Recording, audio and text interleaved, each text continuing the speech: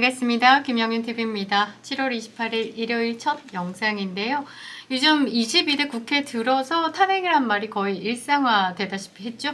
아직까지는 뭐 정치적인 수사에 한해서 탄핵이라는 이야기를 하지만, 그런데 탄핵이 단순한 말을 넘어서서 조자룡 헝칼 쓰듯 마구마구 상대를 찌르는 무기로 사용되는 곳이 있습니다. 방송통신위원회죠. 이미 두 차례 탄핵 카드를 꺼내 들어서 방송통신위원장의 자진 사퇴를 야기시켰고, 이번에는 방송통신위원장의 대행까지도 탄핵을 하겠다라는 초유의 수단을 동원하고 있습니다. 민주당은 지난해 11월과 올해 6월에 이동관 전 방송통신위원장과 김홍일 전 방송통신위원장을 탄핵하겠다라고 하면서 주저앉혔죠. 두 분 다 어찌됐든 뭐 탄핵소추안 발의 전에, 그 다음에 탄핵안 본회의 상정 전에, 보고 직전에 관두셨는데요. 98일, 186일 이렇게 언론을 마치 자기들의 그 유튜버 방송처럼 활용하기 위해서 이렇게 사수의 목숨을 걸고 있는 것 같습니다. 공영방송 장악을 위해 사활을 건 이재명의 민주당이죠. 보면서 국회도 아니다 싶은 생각을 하는데요.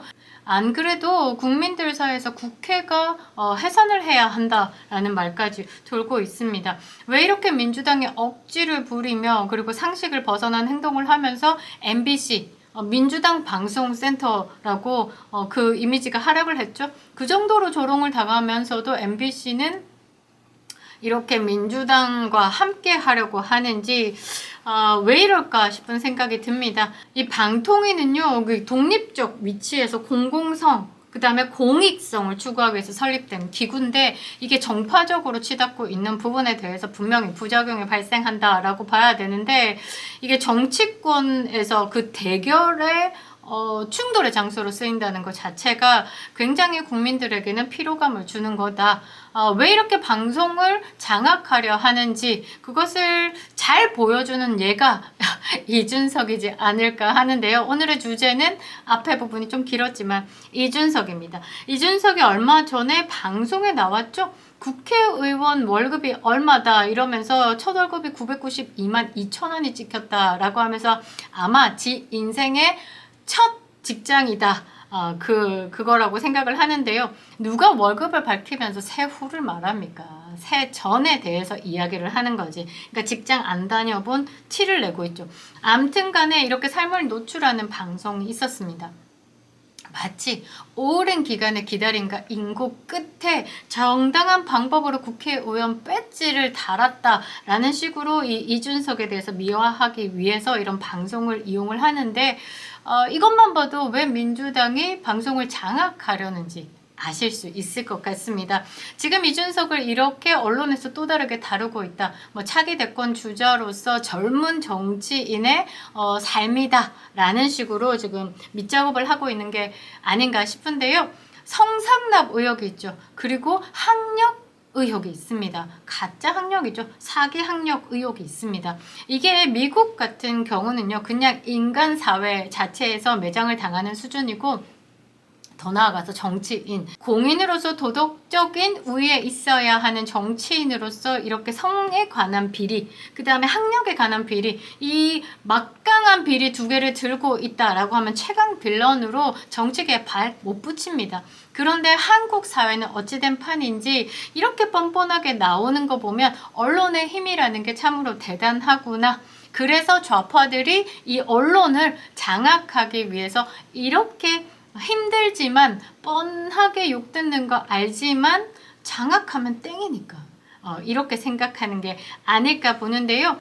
이준석의 허위 학력에 대해서 아마 국민적으로 많은 분들과 함께 공감을 하고 있을 거라고 봅니다. 왜냐하면 그동안에 이준석이 본인의 학력을 네이버 프로필에 하버드 대학교 경제학부터 시작합니다. 경제학 슬래시 컴퓨터 사이언스 학사 졸업이라고 했는데 7월 초에 네이버 프로필을 바꿉니다. 어떻게 바꿨냐면 하버드 컴퓨터 사이언스 경제학 괄호 열고 JC가 이제 조인트 컨센트레이션이라고 이야기를 하는데, 많은 분들이 저 방송 그리고 이봉규 TV를 보면서 많이 알게 되셨을 거라고 믿습니다. 아마 좌파 진영에서도 이준석의 허위 학력에 대해서는 알고 있는 걸로 보이고요. 마치 짠 듯 이준석 지지하시는 분들은 이준석의 허위 학력에 대해서 침묵하고 있습니다. 부정할 수 없는 팩트이기 때문이겠죠.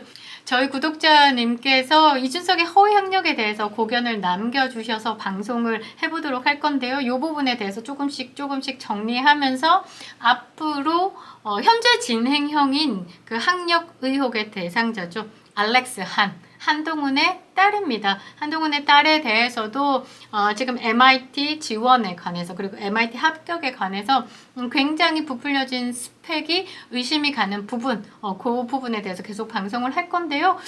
지금 장의사를 쓴 것인가?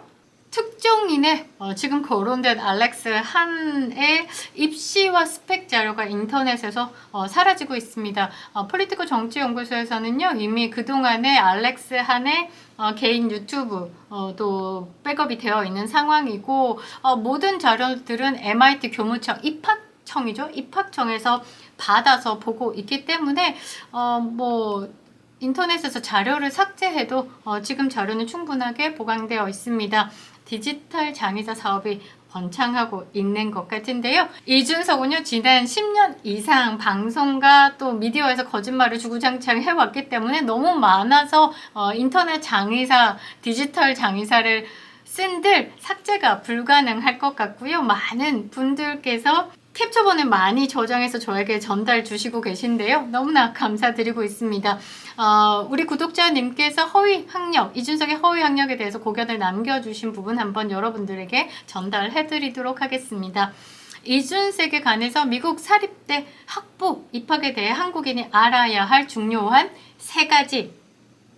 자, 첫 번째는요, 미국 대학에 지원하는 한국 학생 지원자들은 누구와 경쟁을 하느냐에 대한 포인트. 자, 두 번째는 SAT 점수를 중요하게 고려하는 대학은 어느 대학인가에 대한 부분. 그리고 세 번째가 입학 후에 중도 하차하는 비율, 그러니까 freshman retention rate, 이 부분 가지고 이제 지금 하버드 허위 학력에 대해서 좀 정리를 해주셨는데요. 첫 번째, 미국 명문 사립대학을 한국에서 지원하는 자들은 미국 학생들과 경쟁을 하느냐? 아닙니다. 일단은 한국에서 지원하는 학생들과 1차적인 경쟁을 하는 겁니다.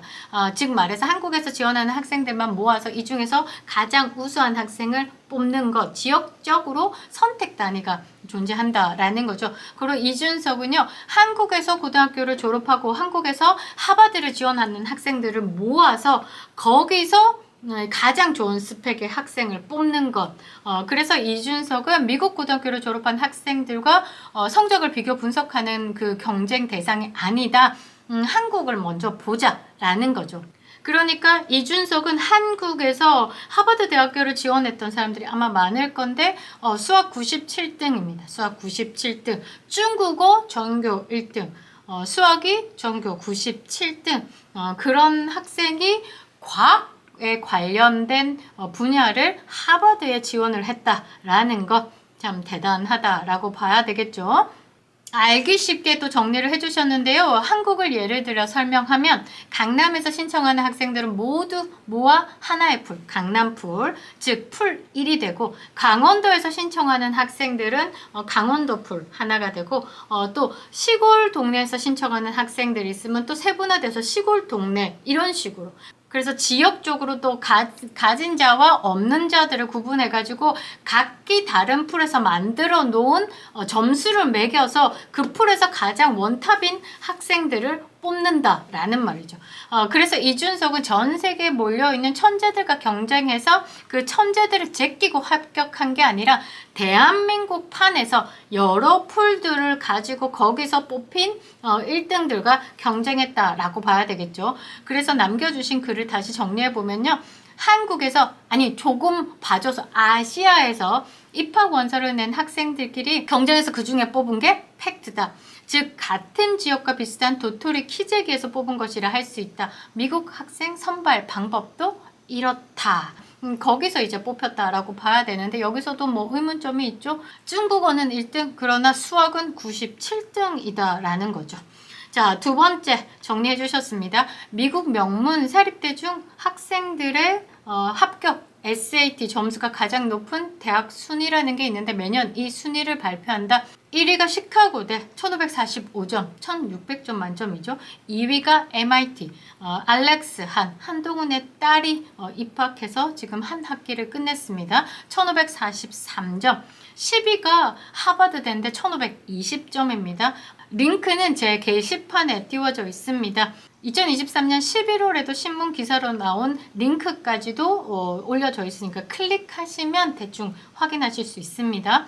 이 순위에서만 봐도 25위인 대학에서 SAT 점수가 1487점입니다. 이준석이 말했던 SAT 점수 1440점은 전체 25위권 안에 들어가는 대학 평균 점수에도 못 미치는 대학이죠. 1600점에 1440점.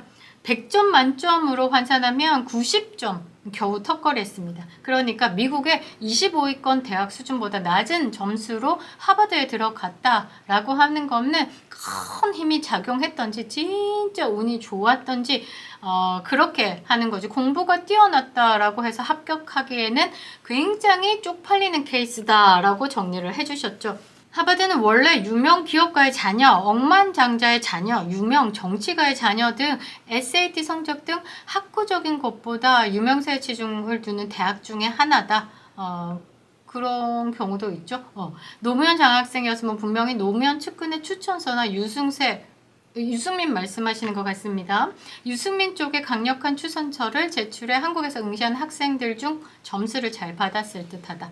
그렇겠죠? 한 명을 선발하는 노무현 장학생의 이준석이 한 사람 뽑혀서 하버드 대학교 4년치 장학금을 받고 갔다는 겁니다. 수학이 전교 97등인데 각 지역의 원탑들을 다 제치고 수학 97등이 하버드에 선택됐다라는 건 뭔가 강력하게 뒤집을 수 있는 권력이 분명히 들어섰다라는 거죠. 저는 쉐쉐이지 않을까라는 생각도 합니다. 왜냐하면 중국의 총석이었죠. 후진타오를 존경한다라는 에세이를 써서 하버드에 합격했습니다. 쉐쉐 힘이 작용한 것은 아닌가 궁금하기도 하는데요. 자, 세 번째로 좀 중요한 게 일단 그 대학에 들어가면요. 처음 1년간 공부가 어려워서 중퇴하거나 타 대학으로 전학가지 않고 2학년을 그대로 올라가는 거. 그게 뭐냐면 Freshman Retention Rate라고 글자 그대로 1학년을 유지하는 비율인데요. 이게 가장 높은 비율이 99%로 시카고대와 MIT 라는 겁니다. 링크도 제가 띄워놨는데요. 하버드대 비율은 92%로 도중하차가 많은 대학 중에 하나라는 거죠. 이게 왜 중요하냐면요. 신입생 유지율이라고 하는데 미국 대학 입시를 준비하는 학생들에게서는 이 유지율 자체가 학교의 성적 리스트를 작성하는 중요한 지표가 되기도 합니다. 대학의 합격률에 따라서 정반대의 결과가 나오기도 합니다. 쉽게 얘기하면 합격률이 높은 대학일수록 그 2학년 때 이제 전학이나 자퇴나 나가는 경우가 굉장히 많죠. 왜냐면 너무 천재들만 모여 있다 보니까 본인이 그 천재들 사이에서 경쟁하는 거에서 이제 페일이 되는 경우가 많기 때문에 타 대학으로 가는 경우가 많습니다. 그런데 이제 합격률이 낮은 대학일수록 신입생 유지율이 또 높기도 해요. 이렇게 뭐 고만고만 만족하는 거. 이게 왜 좀 다르냐면 정서의 차이인 것 같아요. 그러니까 미국에서 대학을 다니는 학생들은 최종 목표가 대학을 가는 것이 목표가 아니라 대학에서 더 많은 것을 취하고 난 다음에 더 좋은 굉장히 좋은 직장을 다니기 위해서 대학을 선택하는 것. 그런데 우리나라의 경우는 좋은 대학을 나와야지만 좋은 직장에 간다라는 생각으로 그냥 좋은 대학이 인생의 목표가 되는 경우가 있잖아요. 그러니까 이 목표 지향점이 조금 다르기 때문에 이런 평가 자체가 좀 다를 수 있는데 아무튼 미국 대학과 우리가 생각하는 한국 대학과는 굉장히 다르다는 거. 미국은 대학 입학도 어렵지만 졸업이 더 어렵습니다. 그런데 한국은 입학은 엄청 어려운데 졸업은 등록금 잘 내고 4년 다니고 어느 정도 학점만 따면 통과된다라는 것. 그런데 이제 미국 같은 경우는 굉장히 이제 그 서열이 높은 학교일수록 학사로 끝나는 경우가 없어요. 이제 쉽게 얘기하면 대학원, 박사과정 쭉쭉쭉 밟죠. 그런 것만 봐도 나중에 뒤에 정리가 되면서 왜 이준석이 그동안에 직장 생활을 못했는지에 대한 게 어느 정도 여러분들이 그랬구나 이런 생각이 드실 것 같은데요.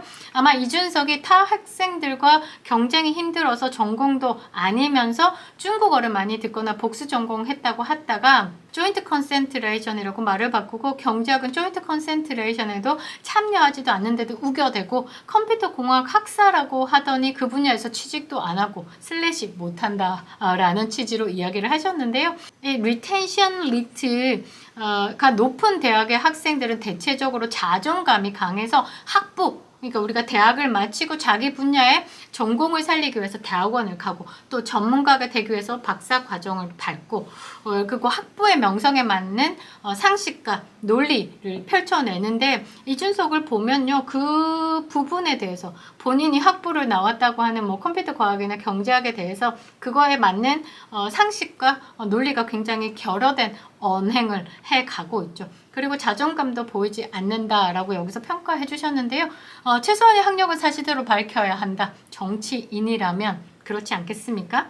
그리고 자존감이 있다면 하버드 대학교를 나왔다라고 하는 자신감이 있다면 그러니까 하버드에서 뭐 졸업을 했다 뭐 키마스터 그러니까 기숙사에 키마스터 이런 거랑 사진 찍은 거 올리지 말고 정말 하버드 대학교 졸업에 대해서 자신 있다면 하버드 대학에서 보낸 공증 서류를 성관이는 못 믿겠습니다. 그냥 성관이 제끼고 로펌에서 그 아포스틸 공증 받아서 그 자리에서 뜯는 거 그것만 딱 공개하면 학력 비리에 대해서는 잠재워질 겁니다. 그런데 못하고 있다라는 것 이번에 방송에 나가서도 MIT를 졸업했다라고 하면서 서정희 딸 서동주 변호사와 하버드대 졸업한 이준석 의원 그러면서 아이비리그 인연이다라고 하는데 서동주 씨가 보스턴에 있을 때 하버드 친구들과 단체 소개팅을 많이 했었다라고 밝히자 이준석이 근데 왜 난 한 번도 본 적이 없었지? 라며 아쉬움을 섞인 농담으로 건네는데 친분을 보였다라고 하는데 아마 이준석은 중국 애들하고 친하지 않았을까요? 기숙사도 그렇고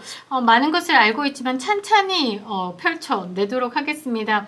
아무튼 그 이준석 조민, 알렉스 한 이렇게 펼쳐내고 있는데 이제 일단은 조민은 부산대 의전으로 갔기 때문에 조민과는 비교 대상이 아니고 이준석과 알렉스 한을 지금 비교하고 있는데 결론은 노무현 과학 장학생으로 간 음서 유학생입니다. 과학고 수학 전교 97등 저조한 내신 중국어 전교 1등 그러나 SAT 1440점 일반 학생들이라면 하버드 입학처에서 서류 심사부터 탈락하는 실력입니다. 이준석의 1학년 때 교양 과목을 보면요 거의 하버드 문화센터를 다녔다라는 수준인데 제가 왜 1학년 때를 비교하냐면요 MIT는 전 학생이 1학년 때 필수로 들어야 하는 과목이 있습니다.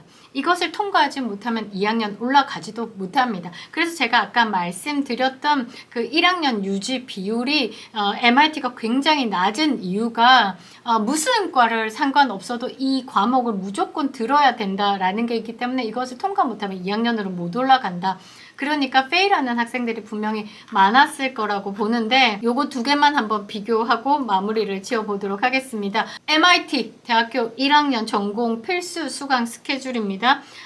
전공을 불문하고 전 학생이 생물학, 화학, 물리, 1, 2 한국어로 표현을 하면요. 미적분 1, 2를 필수 수강을 해야 됩니다. 1학기를 마치고 지금 알렉스 한이 6월에 이제 방학을 시작하니까 뭐 한국에 있든 미국에 있든 뭐 새롭게 공부를 시작하고 있겠죠. 아마 1학년 성적이 나왔을 거로 봅니다. 이준석이 하버드대 1학년 때 교양 과목 6개를 보면요. 정말 MIT에서는 2학년 때 퇴학을 당해야 되는 수준이 아닌가 하는데 수업을 보면 이렇습니다. 지도력 수업 하나, 정치에 관련된 수업 하나, 글쓰기 수업 하나, 한국사 하나, 글쓰기 2 하나, 유전학 하나 요거 듣고 1학년 때 겨우 버텼다. 그러고 난 다음에 2학년 때 성적표를 보면요. 적응이 안 되었는지 이제부터 중국어가 급격하게 늘어납니다. 2학년 때부터 본격적으로 중국어 수업을 초급, 중급, 고급 과정을 듣기 시작하죠. 아무튼 그 MIT와 비교해보면요. 이준석의 수강 난이도는 하버드 평생 교육원 수준이죠. 이준석은 뭐 15년 전에 사기친 거 지금 밝혀지겠냐라고 생각을 하면서 안일하게 대처를 하고 있는 모양새인데요. 대한민국 세금이 들어간 사건이죠. 그리고 여기에 연결된 군대 비리까지도 그리고 얼마 전에 그 신당을 차리면서 국민세금 6억 6천만 원 꿀꺽하고 거기서 또 돈을 띄워서 사용한 흔적들이 있습니다. 언론이 계속 부지런하게 방송을 해야 되고요. 이런 인간이 정치판에서 입법 활동을 하고 있고 국민 세금을 먹고 있다라는 것에 정말 분노를 금치 않을 수 없는데요. 댓글들이 있어서 몇 가지 읽어드리도록 하겠습니다. 돈이 썩었네. 이런 인간에게 돈을 준다라는 것이 참 하는 짓마다 치사하고 얄팍한 술수로 쇼에 대가다운 면모를 보인다. 잔머리는 세계 챔피언감이라 의원이면 의원답게 의정생활에 충실하여 지난 죄업을 속죄하고 반성하는 놈이 되어야지 집어를 못 준다고 말을 실감게 하는구나. 오늘도 이준석의 기사를 봤으니 재수는 옴붙었다. 진짜 이제 극혐하는 수준으로 가고 있는 것 같은데요. 22대 국회도 이준석 때문에 다 틀려 먹었다라고 거부감을 완벽하게 표현해 줬습니다. 그리고 이렇게 돼 있네요. 그냥 하버드에서 발행한 성적표를 공개해 무슨 헛짓거리를 하고 있냐. 너 하버드 안 다녔다가 논점이 아니잖아. 물타기 하지 마라. 그냥 까라는 것까 이렇게 나오고 있습니다. 그리고 이준석 물어두는 거 외에 할 줄 아는 것 없는 쓰레기. 저 돈이 가당키나 하나. 죽을 똥살똥 열심히 사는 우리들에게 주는 상대적 박탈감만으로 저 쓰레기는 하루빨리 치워야 한다. 상대적 박탈감을 주는 거죠. 그리고 국회의원 자체가 지금 일을 하는 집단이다 라기보다는 지들의 밥그릇 싸움을 하고 있는 집단이다 라고 생각되는 것이고 그 22대 국회 자체를 없애야 한다는 청원까지도 일고 있는 마당에 이런 방송에 나와서 본인이 세후로 900만 원 이상을 받는다. 그러고 간식비로 600만 원을 받는다. 이런 것들을 보여주면서 국민들에게 존중과 존경을 받을 수 있을까? 아무튼 저는 이 언론 자체도 문제라고 보고요. 2022년 10월에 성상납 혐의로 검찰에 기소된 건에 대해서도 캐비넷이 아직 열리지 않고 있다는 것도 문제라고 봅니다. 그리고 서초경찰서에서 그 많은 팩트 자료, 하버드 교무청에서 준 입학청에서 보낸 서류들을 다 줄거가면서 번역까지 해서 보냈는데도 아직 결론 내지 않고 있다는 것, 권력의 눈치 보며 인간의 차등을 둔다는 것 자체가 민주주의 국가에서는 있을 수도 없는 일이죠. 간판은 민주주의 국가고 내부는 사회주의 국가로 썩어가고 있는 것 같습니다. 세상의 정화를 위해서 왜곡되지 않는 좋은 방송 하도록 하겠습니다. 후원과 댓글 그리고 구독과 좋아요 너무 감사드립니다.